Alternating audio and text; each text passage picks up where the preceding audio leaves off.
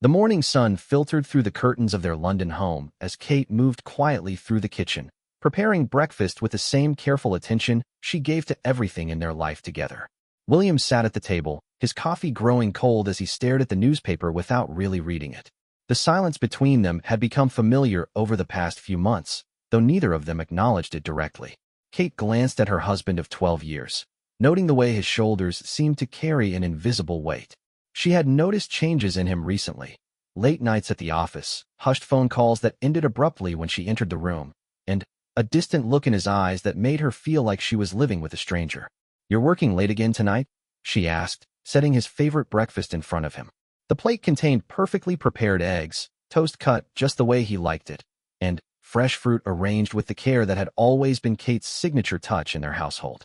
William looked up, seeming startled by her voice. "Yes, probably. The Henderson project is demanding more time than we anticipated." He picked up his fork but barely touched the food, his mind clearly elsewhere.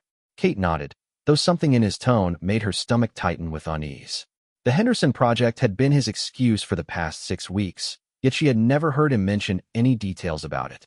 In the early years of their marriage, William would share stories about his work, his colleagues, the challenges he faced. Now, his professional life seemed wrapped in secrecy. "Maybe we could have dinner together this weekend," she suggested, her voice carrying a hopeful note that she tried to keep light. "It's been a while since we've had a proper evening together."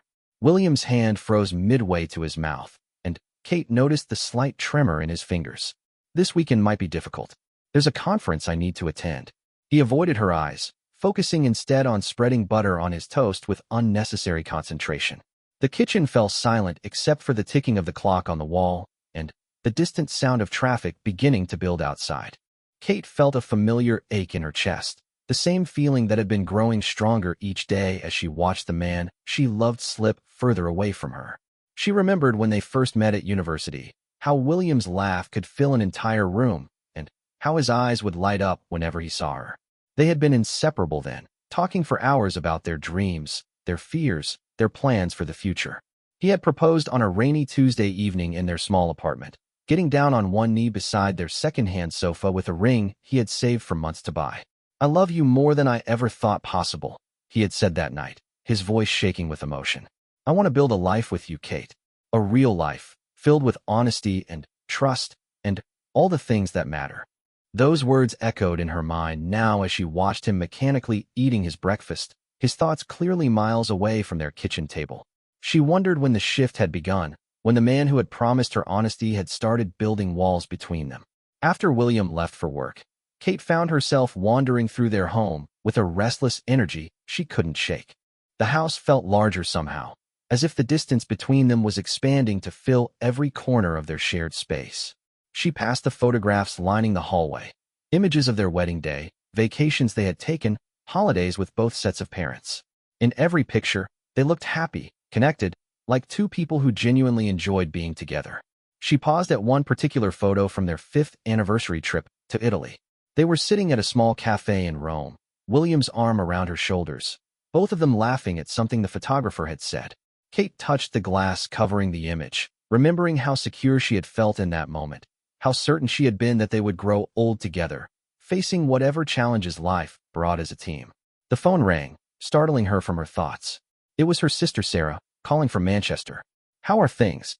Sarah asked, her voice warm with genuine concern. Sarah had always been perceptive, able to sense when something was wrong even from hundreds of miles away. "Fine," Kate replied automatically, then caught herself. "Actually, I'm not sure. William's been different lately. Distant. I feel like I'm losing him, and I don't understand why. Have you talked to him about it?" Kate sank into the chair by the window, watching neighbors go about their morning routines. "I've tried, but he brushes off my concerns. Says work is stressful, that I'm imagining things. But, Sarah, I know my husband. Something is wrong." "Trust your instincts," Sarah said firmly. "You've always been good at reading people. If something feels off, there's probably a reason for it." After ending the call, Kate made a decision that surprised her with its boldness. She would go to William's office for lunch, something she hadn't done in months. Perhaps seeing him in his work environment would give her some insight into what was troubling him, or at least provide an opportunity for them to talk without the distractions of home. She spent extra time getting ready, choosing the blue dress William had always said was his favorite, styling her hair the way he liked it. As she looked at herself in the mirror, she saw a woman who was still attractive, still the person William had fallen in love with all those years ago. So why did she feel like she was becoming invisible to him? The drive to William's office building took her through parts of London she rarely visited anymore. The architecture firm where he worked as a senior partner occupied 3 floors of a modern glass building in the financial district. Kate had been there many times over the years, for office parties, award ceremonies, and casual visits when they were first married. She parked in the visitors section and made her way to the reception desk, where a young woman with perfectly styled blonde hair greeted her with a professional smile. "I'm here to see William Thompson," Kate said, returning the smile. "I'm his wife, Kate." The receptionist's expression shifted slightly, a flicker of something Kate couldn't quite identify crossing her features. "Oh, Mrs. Thompson. Let me check if Mr. Thompson is available." Kate found the formality strange. In the past, she had been welcomed warmly by the reception staff, many of whom knew her by name. This woman seemed nervous, her fingers trembling slightly as she picked up the phone. "Mr. Thompson, your wife is here to see you," she said quietly into the receiver. Kate could hear the muffled sound of William's voice responding, though she couldn't make out the words. The receptionist's face grew more tense. "Yes, sir. I'll send her up." Kate thanked her and headed toward the elevators, but not before noticing the receptionist immediately pick up the phone again, speaking in hushed, urgent tones to someone else. The elevator ride to the 15th floor felt longer than usual. Kate tried to shake off the feeling that something was amiss, telling herself that she was reading too much into a brief interaction with someone who might simply be new to the job. William's corner office had always impressed her with its floor-to-ceiling windows offering panoramic views of the city. She knocked softly on the partially open door before entering, expecting to find him at his desk surrounded by architectural drawings and project proposals as usual. Instead, she found him standing by the window with his back to the door, his phone pressed to his ear. His voice was low, almost whispered, and filled with an urgency she had rarely heard before. "I can't keep doing this," he was saying. "It's tearing me apart. She doesn't deserve this, and neither do you." Kate froze in the doorway, her heart beginning to pound. There was something in his tone, an intimacy that made her stomach drop. I know, William continued, still unaware of her presence. "But we have to end this. Today. I can't look at her anymore knowing what I've done." The words hit Kate like physical blows. She gripped the doorframe, her legs suddenly unsteady. Her mind raced, trying to process what she was hearing, hoping desperately that she was misunderstanding the context of his conversation. "No, don't say that." William's voice cracked with emotion. "You know I care about you. That's what makes this so impossible. But I love my wife, and I can't keep betraying her like this." The world seemed to tilt around Kate. The office, with its familiar furnishings and the photos of their life together on William's desk, suddenly felt foreign and threatening. She wanted to turn and run, to pretend she had never heard those words, but her feet seemed rooted to the floor. William turned around, perhaps sensing her presence, and the phone slipped from his hand when he saw her standing there. His face went white, his mouth opening and closing without sound as he stared at her in horror. "Kate," he whispered, his voice barely audible. She looked at him, really looked at him, and saw guilt written across every feature of his face. The man she had loved for over 15 years, the man she had trusted completely, stood before her transformed into someone she didn't recognize. "How long?" she asked, surprised by how steady her voice sounded despite the chaos in her mind. William's eyes filled with tears. "Kate, please, let me explain. How long?" she repeated, each word deliberate and clear. 6 months, he whispered, the admission falling between them like a stone dropped into still water. 6 months. Kate's mind immediately began cataloging the past half-year, the late nights, the secret phone calls, the growing distance between them. Every excuse, every deflection, every time she had pushed down her instincts because she trusted him more than she trusted her own perceptions. "Who is she?" Kate asked, though part of her didn't want to know. William's shoulders sagged as if the weight of his secret had been holding him upright. "Her name is Emma. She works in marketing for one of our client companies." "Kate, it wasn't supposed to happen." "It just, don't." Kate interrupted, holding up her hand. "Don't tell me it just happened. Affairs don't just happen, William. They're choices. Every phone call, every lie, every time you came home to me after being with her, those were choices." The truth of her own words seemed to crystallize something inside her. The woman who had been making excuses for her husband's behavior, who had been doubting her own instincts, suddenly saw the situation with painful clarity. William took a step toward her, his hands outstretched. "Kate, please. I ended it. Just now on the phone. That's what you heard. I was telling her it was over." She stepped back, needing space to think, to breathe, to process this new reality. "You ended it because you got caught, not because you wanted to." "No, that's not true. I've been trying to end it for weeks. I know what I did was wrong. I hate myself for it. I love you, Kate. I've always loved you." The irony of his declaration wasn't lost on her. He loved her, yet he had spent 6 months lying to her face every single day. He loved her, yet he had risked everything they had built together for someone else. "If you loved me," she said quietly, "you would have talked to me when you started feeling disconnected.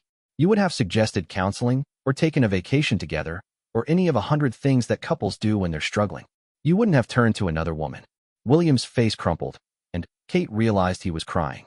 She had seen him cry only a few times in all their years together: when his father died, when they had miscarried early in their marriage, when he was overwhelmed with joy on their wedding day. Now he was crying because he had destroyed the most important relationship in his life. "I don't know how to fix this," he said, his voice breaking. "Tell me how to fix this." Kate looked around the office one more time, taking in the photos of their life together, the awards he had won, the evidence of the successful career she had supported him through. Then, she looked back at her husband, this man who had been her partner, her best friend, her safe harbor in every storm.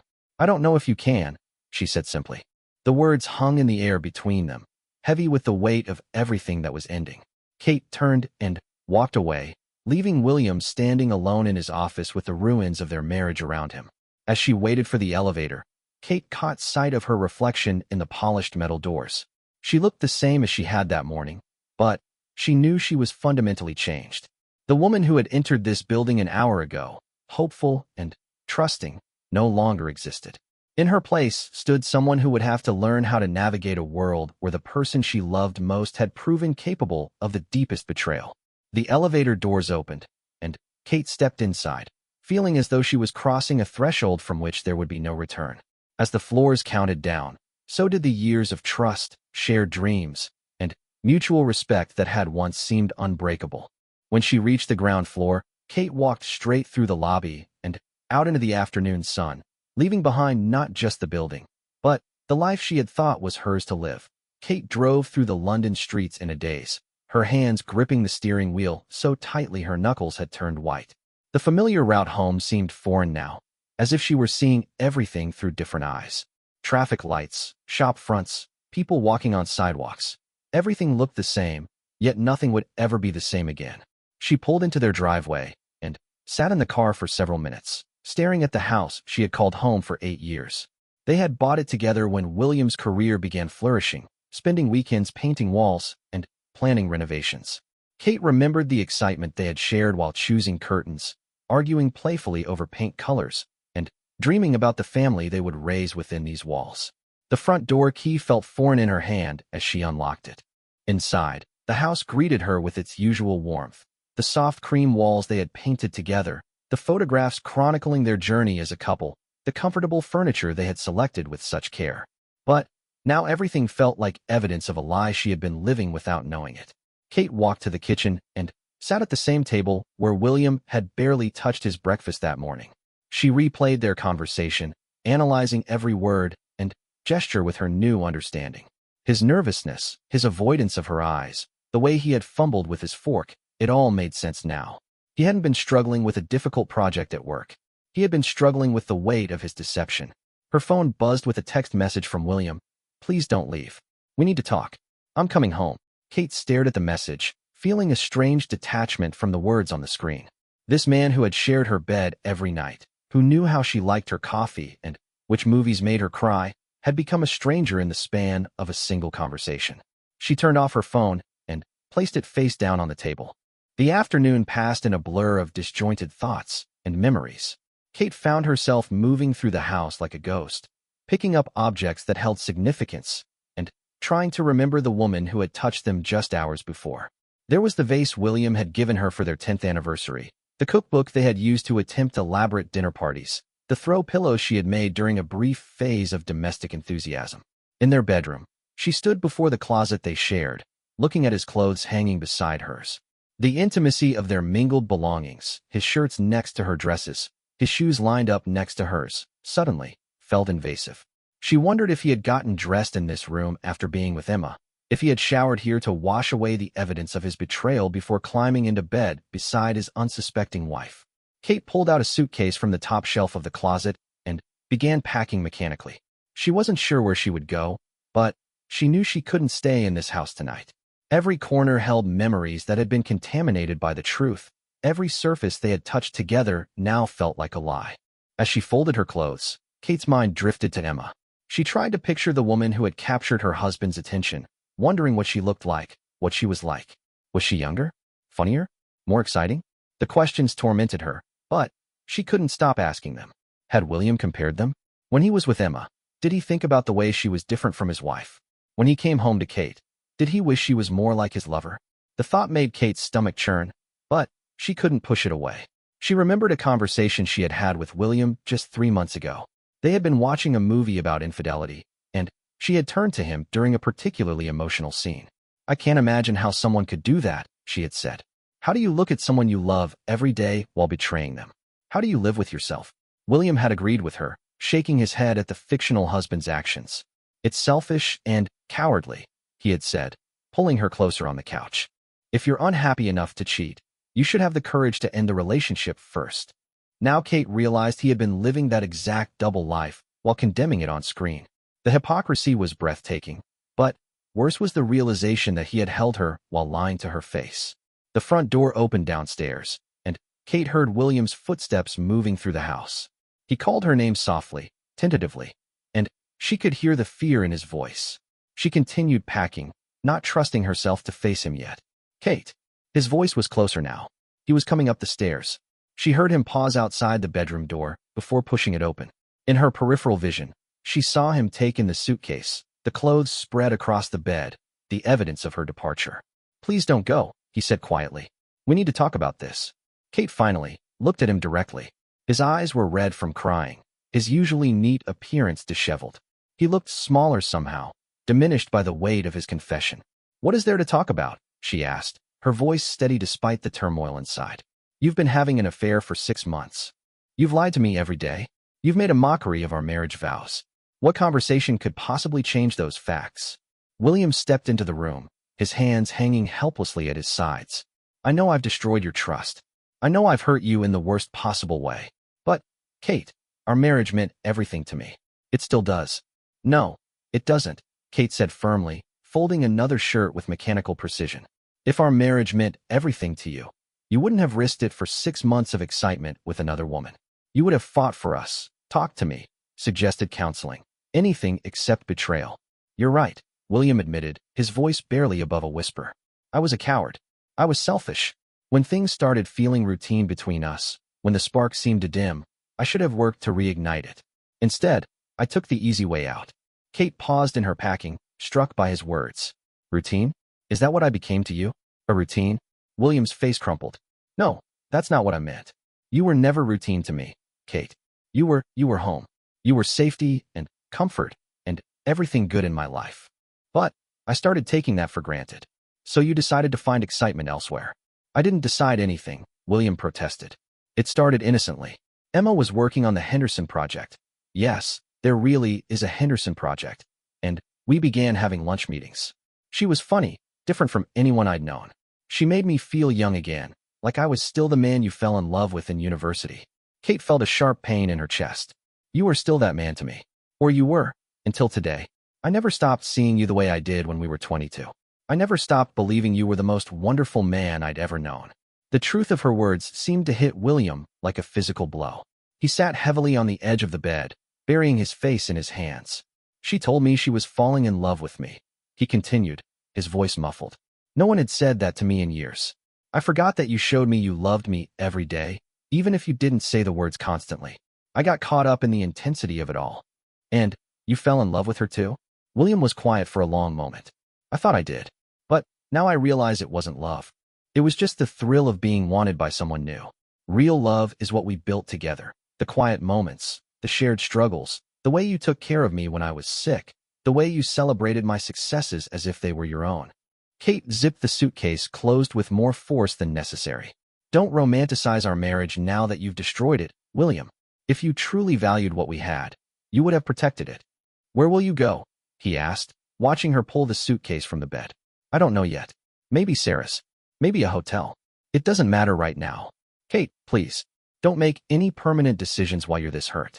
I know I have no right to ask anything of you. But, please, just give us some time. Give me a chance to prove that I can be the husband you deserve. Kate turned to face him fully for the first time since he had entered the room. Time? You want me to give you time? William, you had 15 years of my time. You had my complete trust, my absolute loyalty, my unconditional love. And you threw it away for someone you barely know. This is what it is. You chose her over me, repeatedly, for 6 months. Every time you had the opportunity to confess, to end it, to recommit to our marriage, you chose to continue the affair instead.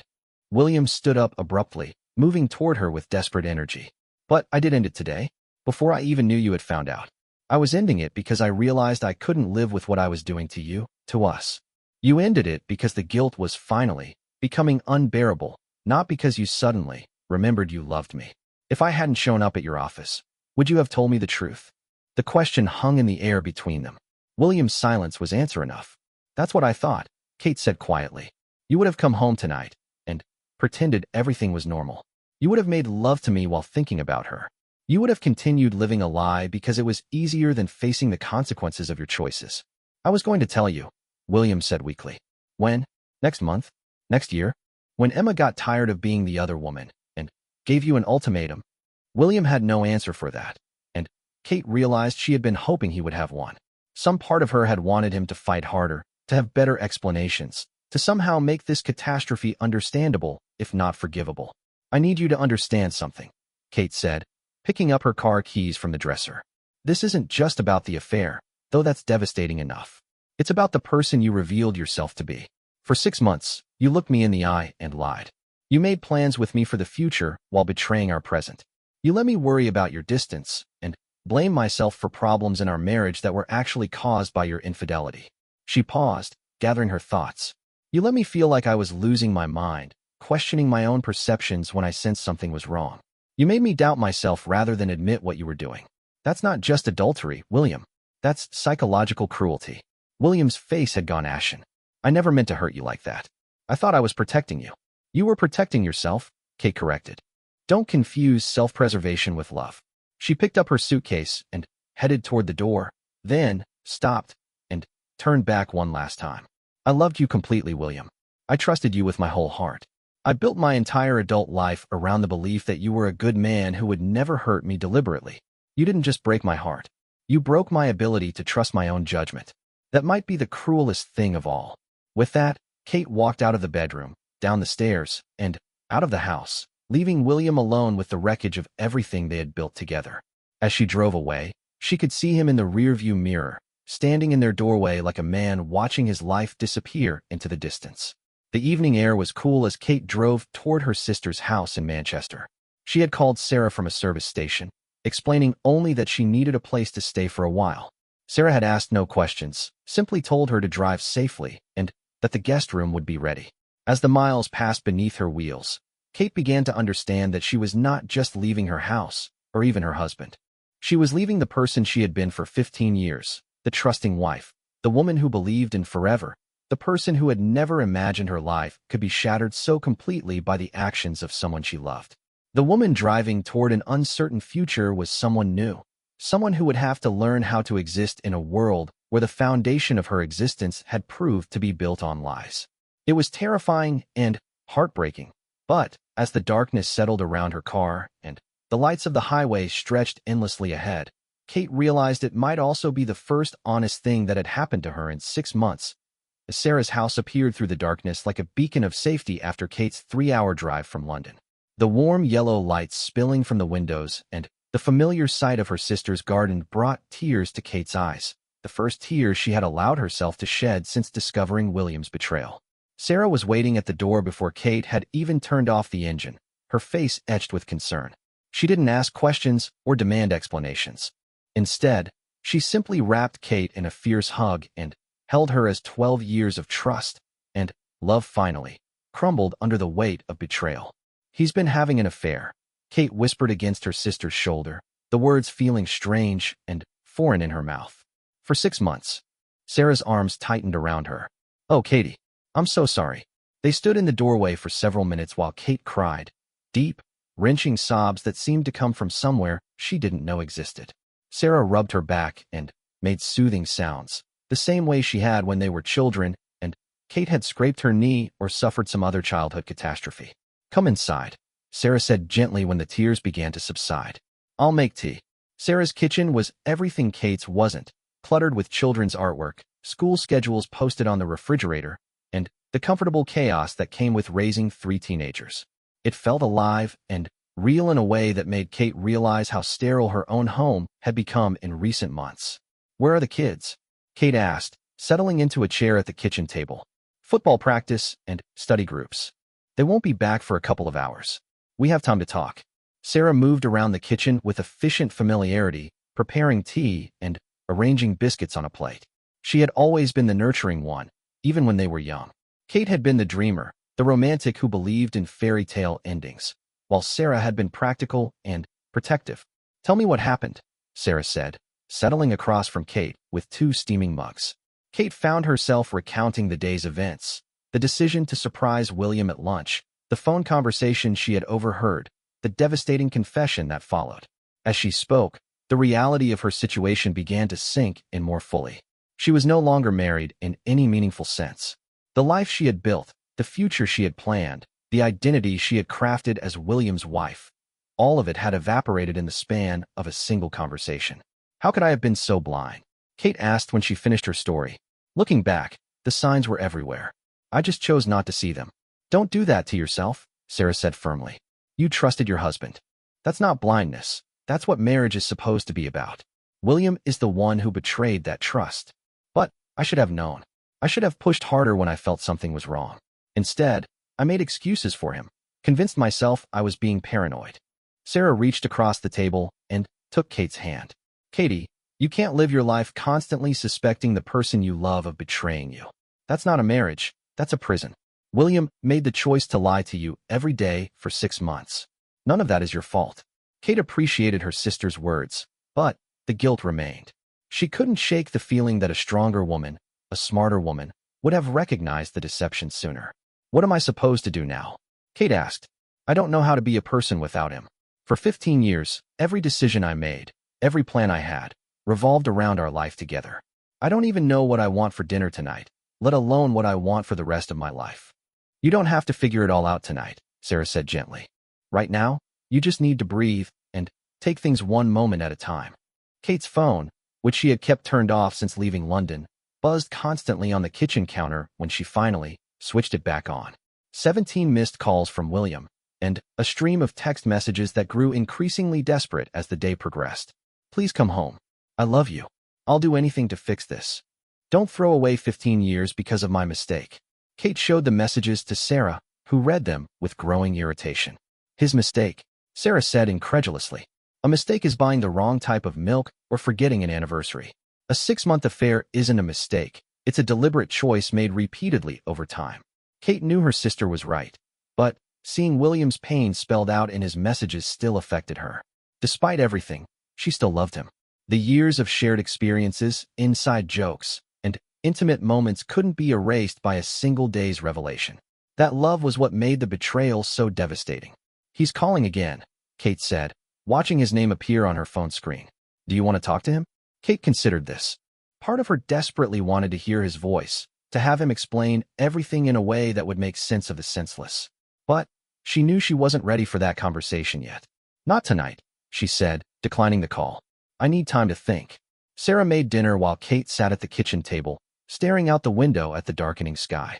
She found herself thinking about the early days of her relationship with William, when everything felt new and exciting. They had been so young, so certain that their love was different from everyone else's, that they were special enough to beat the odds. She remembered their wedding day with painful clarity. William had written his own vows, promising to love her through good times and bad, to be honest and faithful, to put their relationship above all other concerns. He had cried while saying those words, and Kate had believed every one of them. Did you ever suspect David was capable of cheating? Kate asked suddenly. Sarah paused in her dinner preparations. David? No, never. But, honestly, Katie, I don't think most people walk down the aisle thinking their partner might betray them someday. We marry people we trust. Maybe we're naive to trust so completely. Maybe, Sarah agreed. But the alternative is living in constant suspicion, and that's no way to live either. Kate's phone buzzed with another message from William. I know I have no right to ask, but please don't make any permanent decisions while you're this hurt.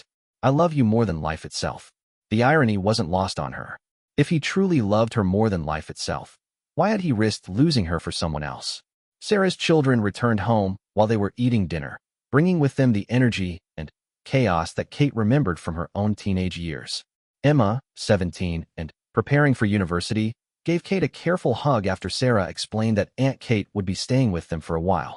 The twins, 15-year-old Michael and Matthew, were more direct in their questions. Are you getting divorced? Michael asked with the bluntness only teenagers could manage. Michael, Sarah warned. It's okay, Kate said. I don't know yet. I'm still figuring things out. The normalcy of family dinner conversation was both comforting and surreal. Here were people going about their lives, discussing homework and weekend plans and everyday concerns, while Kate felt like her entire world had collapsed. It made her realize how insular her marriage had become, how much of her identity had been tied up in being William's wife. After dinner, Kate helped Sarah with the washing up while the children disappeared to their rooms with homework and electronic devices. I keep thinking about all the time I wasted, Kate said, drying plates with mechanical precision. 6 months of my life where I was living a lie and didn't even know it. All those evenings when I cooked dinner and waited for him to come home, thinking he was working late. All those nights when I reached for him in bed and he pulled away, and I thought it was just stress. You didn't waste that time, Sarah said firmly. You were being a loving wife. The fact that your love wasn't being returned honestly doesn't diminish what you gave. But it feels so humiliating. All those times I defended him to friends who made jokes about men having midlife crises. All the excuses I made for his behavior. I feel like such a fool. Sarah turned to face her sister directly. Katie, listen to me. You are not a fool for loving your husband and believing in your marriage. You are not naive for trusting the person who vowed to be faithful to you. William is the one who should feel foolish. William is the one who threw away something precious for something temporary. That night, lying in the guest room that had been Sarah's sewing room until that afternoon, Kate stared at the ceiling and tried to process the day's events. Everything felt unreal, like she was living in someone else's life. 24 hours ago, she had been a happily married woman planning to surprise her husband with lunch. Now she was separated, sleeping in her sister's spare room, facing an uncertain future. She thought about the practical matters that would need to be addressed. They owned a house together, had joint bank accounts, shared credit cards. Their lives were so intertwined that untangling them would be like performing surgery. And that assumed she actually wanted to untangle them. Did she want a divorce? The question seemed impossible to answer. Part of her wanted to punish William, to make him pay for the devastation he had caused. But another part of her still loved the man she had married, still remembered the good years they had shared, still hoped that somehow they could find their way back to each other. But could she ever trust him again? Could she ever look at him without seeing the man who had lied to her face for 6 months? Could she ever believe his promises, his explanations, his declarations of love? Her phone buzzed with another message from William. I can't sleep. I keep thinking about you alone somewhere, hurting because of what I did. I would give anything to undo this. Kate stared at the message for a long time before responding. I need space. Please don't call or text for a while. I need time to think. His response came immediately. Okay, but please know that I love you, and I'm not giving up on us. Kate turned off her phone and placed it on the nightstand. Outside, she could hear the sounds of a neighborhood settling in for the night. Dogs barking, cars pulling into driveways, the distant sound of television programming. Normal sounds of normal people living normal lives. She wondered if she would ever feel normal again. The Kate who had existed that morning seemed like a different person entirely. Someone innocent and trusting, someone who believed in the permanence of love and the sanctity of marriage vows. That woman was gone, and Kate wasn't sure who would take her place. As she finally drifted toward sleep, Kate found herself thinking about a conversation she had had with her grandmother years ago.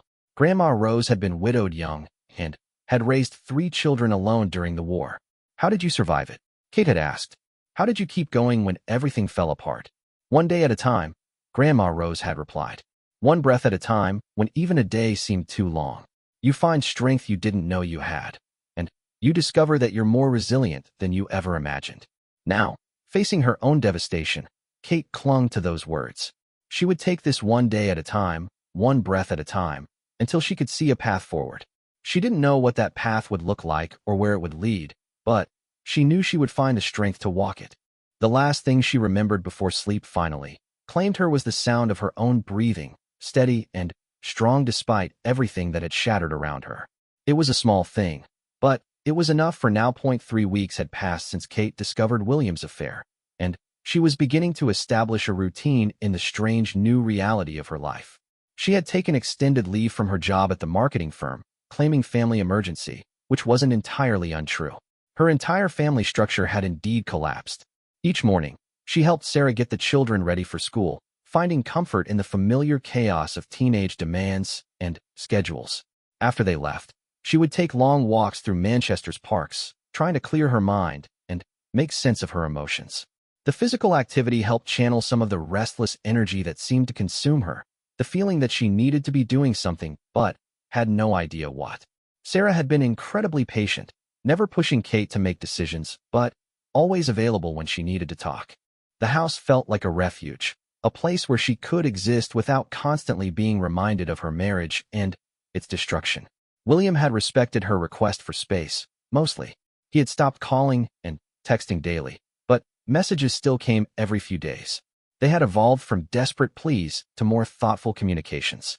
He told her about mundane things, that he was sleeping in the guest room, that he had started seeing a counselor, that he missed the way she arranged flowers in the kitchen vase.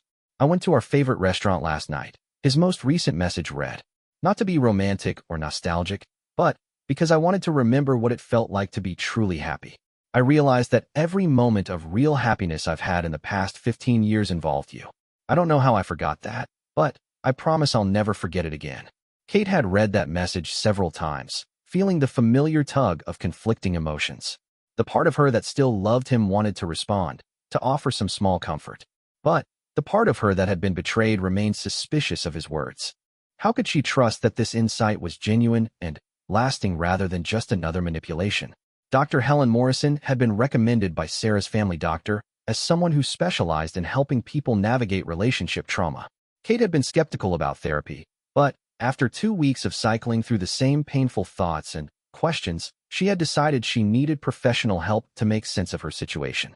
Dr. Morrison's office was a comfortable room with soft lighting and carefully chosen art that suggested calm and healing.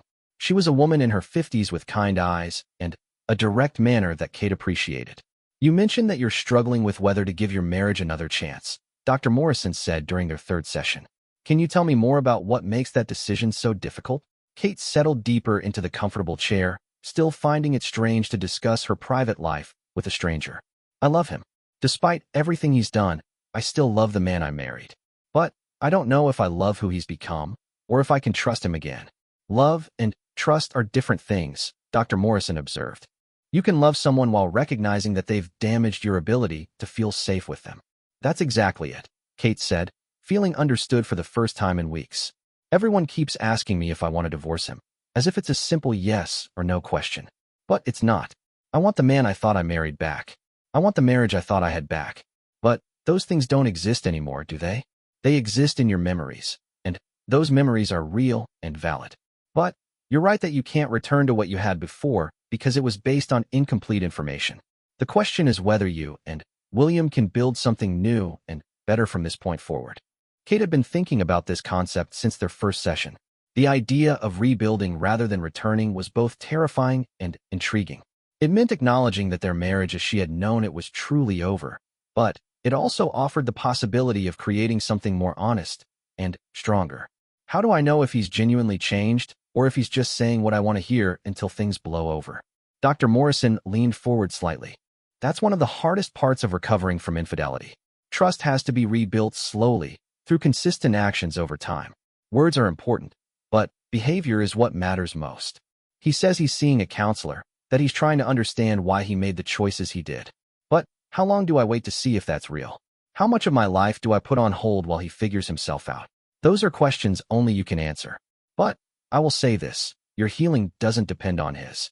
You can work on understanding yourself, your needs, your boundaries, regardless of what he chooses to do.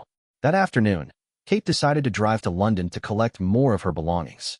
She had been living out of a suitcase for 3 weeks, and while Sarah insisted she was welcome indefinitely, Kate needed her own things around her. She also wanted to see the house again, to gauge how it felt to be in the space where her marriage had existed. She timed her arrival for early afternoon, when William would be at work. Using her key felt strange after all this time away, as if she were intruding in a place that no longer belonged to her. The house greeted her with silence, and the faint scent of William's cologne, unchanged since the day she had left. Moving through the rooms was like walking through a museum of her former life. Everything was exactly as she had left it, except for the fresh flowers in the kitchen vase. White roses, her favorite, clearly placed there by William. The gesture was touching and infuriating in equal measure. Did he think flowers could somehow undo 6 months of lies? In the bedroom, she found evidence of William's claim that he was sleeping in the guest room. The bed was made with military precision, obviously unused, while his pillow and a few pieces of clothing had been moved to the spare room down the hall. Kate packed methodically, taking clothes, books, and personal items that would help her feel more settled at Sarah's house. As she moved through the space, she found herself looking at everything with new eyes. Had William brought Emma here? The thought made her stomach turn, but she needed to know. In his desk drawer, she found a receipt for flowers dated 2 months ago, not the roses in the kitchen, but an expensive bouquet from a high-end florist. Kate had never received those flowers. She stared at the receipt for several minutes, a piece of evidence that confirmed what she already knew, but somehow made it more real. She was about to leave when she heard William's key in the front door. Her heart immediately began racing, her body responding to his presence despite everything that had happened between them. She had been hoping to avoid this confrontation, but perhaps it was time they spoke face to face. Kate. His voice carried surprise and hope in equal measure. I'm upstairs, she called back, surprised by how normal her voice sounded. Getting some things. His footsteps on the stairs seemed to take forever. When he appeared in the bedroom doorway, Kate was struck by how much he had changed in 3 weeks. He was thinner, his clothes hanging loosely on his frame. His face had new lines, and his eyes held a sadness she had never seen before. You look tired, she said automatically, then immediately regretted the caring tone in her voice. I haven't been sleeping well, he admitted, staying in the doorway as if afraid to come closer. The house feels wrong without you. They stood looking at each other for several moments, the weight of unspoken words filling the space between them. Kate noticed that he was wearing the tie she had given him for his birthday 2 years ago, and she wondered if the choice was deliberate. I found the receipt for flowers you bought in March, she said, pulling it from her pocket. I never got flowers in March. William's face crumpled slightly. They were for Emma, for her birthday. The simple honesty of his admission hit Kate harder than she had expected. Here was concrete proof of the intimate gestures he had shared with another woman, the special occasions he had acknowledged while taking Kate's presence for granted. Were you happy with her? Kate asked, the question surprising them both. William considered this seriously before answering. I thought I was. But it wasn't real happiness. It was excitement, infatuation, the thrill of doing something forbidden. Real happiness is what I felt with you when we were good together. When we were good together, Kate repeated. When exactly did we stop being good together? I don't know, William said helplessly. That's what's been driving me crazy. I can't point to a specific moment when things changed. Maybe that was the problem. The changes were so gradual that I didn't notice what we were losing until it felt too late to get it back. Kate sat down on the edge of the bed, suddenly, exhausted by the emotional weight of the conversation. Did you think about leaving me for her? The question had been haunting her for weeks. She needed to know how close she had come to losing her marriage without even knowing it was in jeopardy. William finally stepped into the room, sitting in the chair by the window but maintaining careful distance from where she sat. She asked me to leave you, he said quietly. About a month ago. She said she was tired of being the other woman, that she wanted a real relationship with me. Kate felt the air leave her lungs. And what did you tell her? I told her I couldn't. That I loved you too much to destroy our marriage. But, Kate, I realize now how hypocritical that was. I had already destroyed our marriage. I just hadn't had the courage to admit it. Is that when you decided to end it with her? I think that's when I started to understand what I was really risking, William said. But I was too much of a coward to end it cleanly. I kept telling myself I would handle it, that I would find a way to fix everything without anyone getting hurt. I know how stupid that sounds now. Kate absorbed this information, trying to fit it into her understanding of the timeline. A month ago, while she was worrying about William's distance and blaming herself for their problems, he was being forced to choose between his wife and his mistress. Do you miss her? Kate asked. William was quiet for so long that she thought he might not answer. I miss the way she made me feel about myself, he finally said. She saw me as exciting and romantic and worthy of desire. But I realize now that I could have felt that way with you if I had put the same energy into our marriage that I put into the affair. You could have talked to me, Kate said, feeling the familiar frustration rise. If you felt taken for granted, if you felt like we were in a rut, you could have told me. We could have worked on it together. I know that now. But, at the time, it felt easier to find validation elsewhere than to risk having a difficult conversation with you. What if you had agreed that our marriage had become stale? What if you had said you were unhappy too? It seemed safer to pretend everything was fine while looking for excitement elsewhere. Kate understood this logic, even though it infuriated her. William had chosen the coward's path, protecting himself from potential rejection by guaranteeing actual betrayal. I've been seeing a counselor, William said. Dr. Stevens. He's helping me understand how I justified the affair to myself, how I compartmentalized my life so I could live with the contradictions. And what have you learned? William ran his hands through his hair, a gesture Kate recognized from their years together. That I'm more selfish than I ever wanted to admit. That I was so afraid of being ordinary, of having an ordinary marriage, that I almost threw away something extraordinary. That I took your love for granted because it felt safe and secure, when I should have seen it as the most precious thing in my life. Kate felt tears starting to form, but she wasn't sure if they were tears of sadness or relief. This was the conversation she had been wanting to have for weeks. Honest, direct, without the desperate pleading that had characterized William's earlier attempts to reach her. I don't know if knowing all of this changes anything, she said. I understand why you did what you did, but understanding doesn't automatically lead to forgiveness. I know, William said. I'm not asking for forgiveness right now. I'm not even sure I deserve the chance to ask for it. I just want you to know that I see clearly now what I threw away, and I hate myself for it. Kate stood up and picked up her bags. The conversation had given her more insight into William's motivations, but it had also confirmed her suspicion that his affair had been about his own insecurities and fears rather than any real problems in their marriage. That knowledge was both clarifying and heartbreaking. I need more time, she said as she headed toward the door. This conversation helps, but I'm not ready to make any decisions about our future. William nodded, standing as she prepared to leave. Kate, I know I have no right to ask this, but are you completely closed to the possibility of us finding our way back to each other? Not back to what we had, but forward to something better. Kate paused in the doorway, considering her answer carefully. I don't know, she said honestly. Ask me again in a few months. It wasn't the definitive answer either of them wanted, but it was the only honest response she could give. As she drove back to Manchester, Kate felt something shifting inside her. The conversation with William had been painful, but necessary. For the first time since discovering the affair, she felt like she had a complete picture of what had happened and why. Whether that knowledge would eventually lead to reconciliation or closure remained to be seen. But, for now, it was enough to know that she was asking the right questions and taking the time she needed to find her own answers. 6 months had passed since the day Kate's world fell apart in William's office. The seasons had changed from the crisp autumn when she discovered his affair to the gentle warmth of late spring, and Kate found herself changed as well, though in ways she was still discovering. She had returned to work 3 months ago, throwing herself into projects with an intensity that surprised her colleagues. The marketing firm where she had worked for 8 years welcomed her back without questions, and she found that professional success provided a sense of accomplishment and identity that had nothing to do with her marriage. You seem different, her colleague Marcus had observed during a coffee break last week. More focused, somehow. More yourself. Kate had considered his words carefully. In many ways, she was discovering who she was as an individual rather than as half of a couple.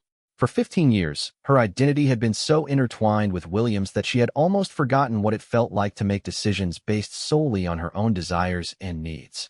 She was still living with Sarah, though they had begun discussing Kate finding her own place. The guest room had become a sanctuary where she could think and heal, but Kate was starting to feel ready for the next step in rebuilding her life. Dr. Morrison had been instrumental in helping her navigate the complex emotions surrounding her marriage's collapse. Through their weekly sessions, Kate had learned to separate her anger at William's betrayal from her grief over losing the life she had planned. They were distinct emotions that required different types of healing. Forgiveness isn't about William, Dr. Morrison had explained during a recent session. It's about freeing yourself from the burden of carrying that anger. But forgiveness doesn't necessarily mean reconciliation.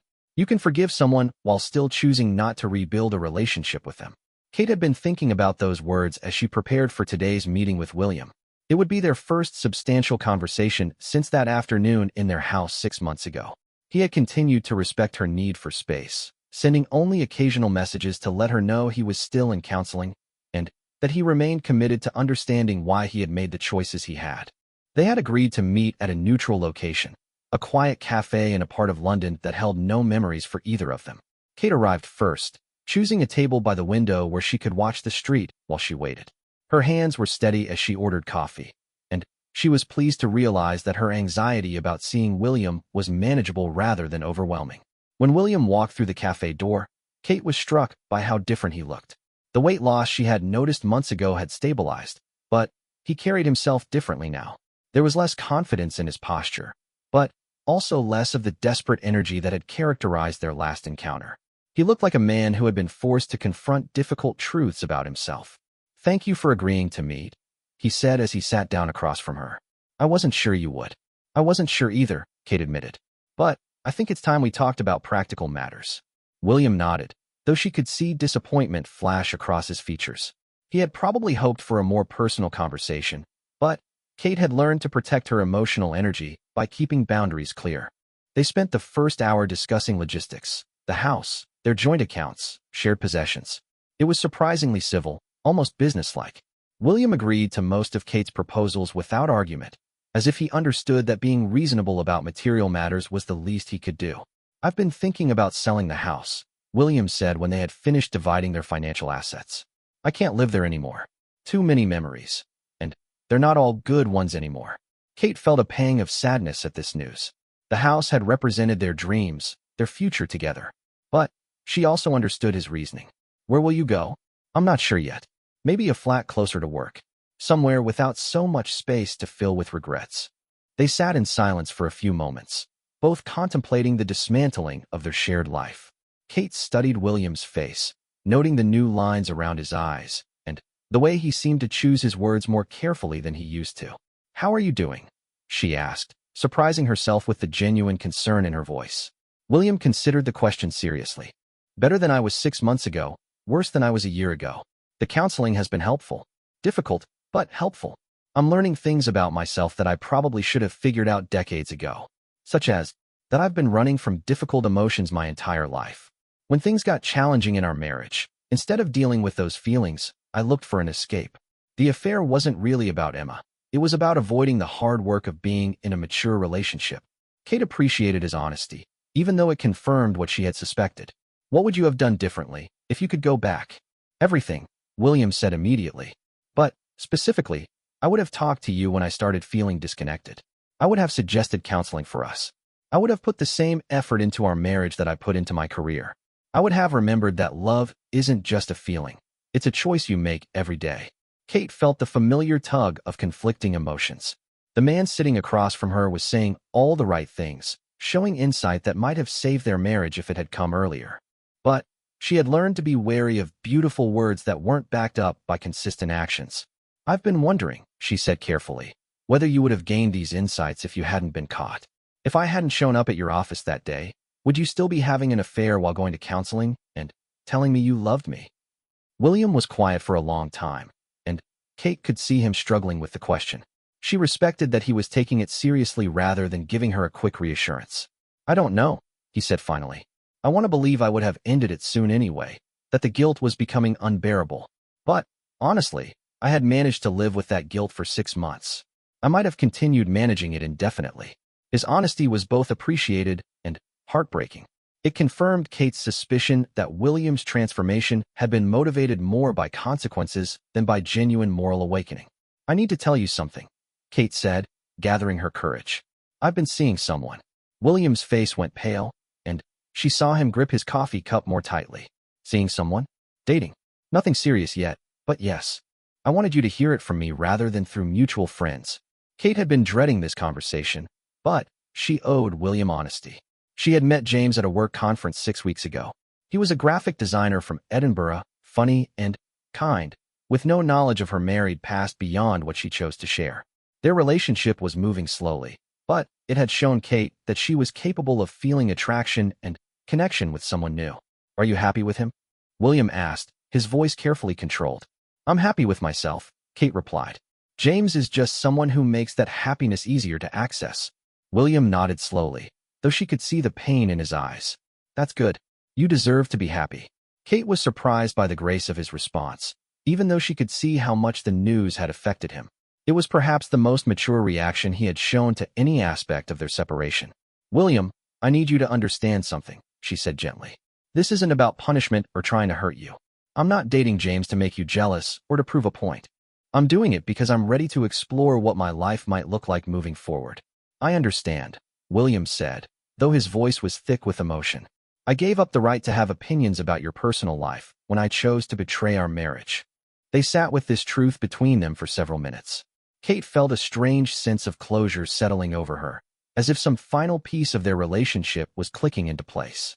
I think I'm ready to file for divorce, she said quietly.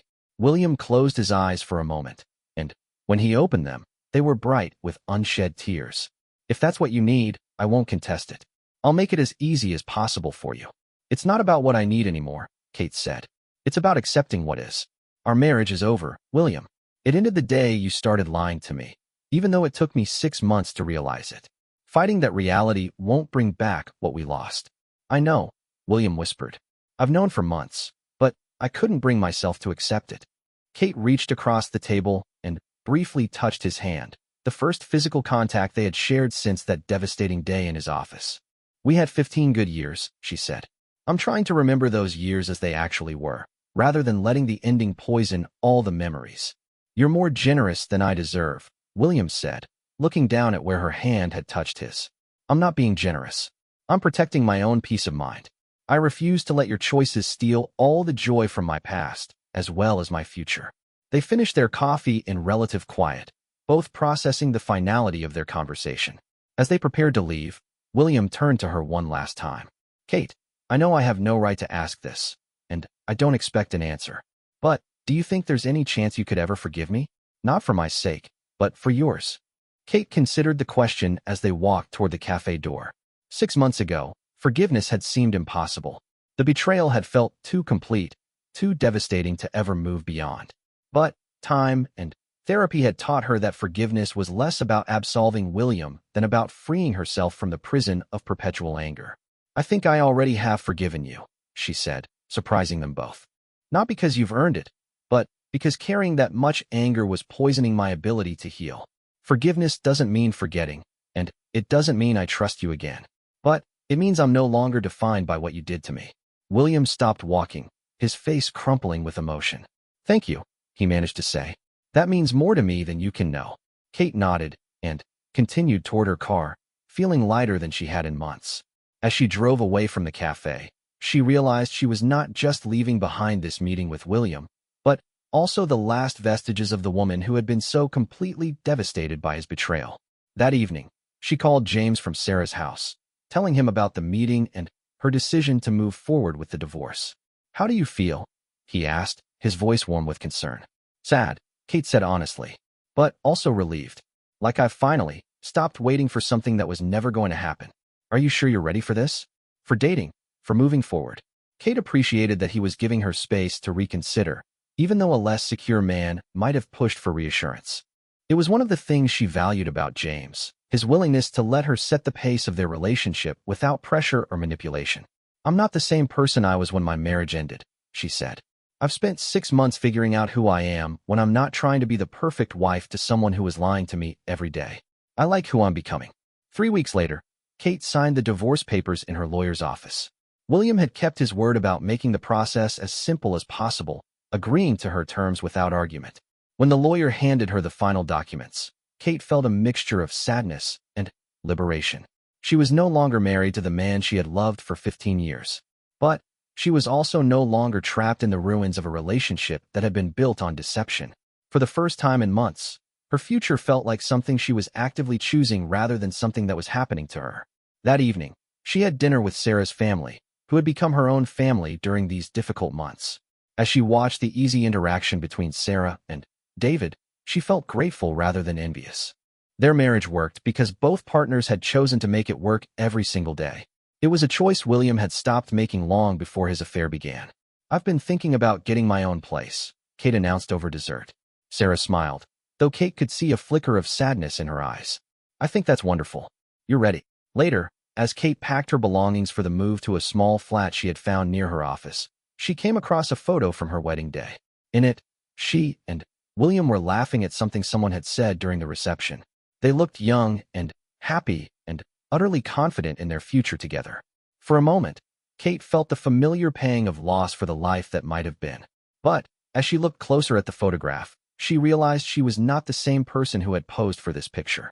That woman had been naive about human nature, trusting to the point of blindness, willing to sacrifice her own instincts to maintain peace.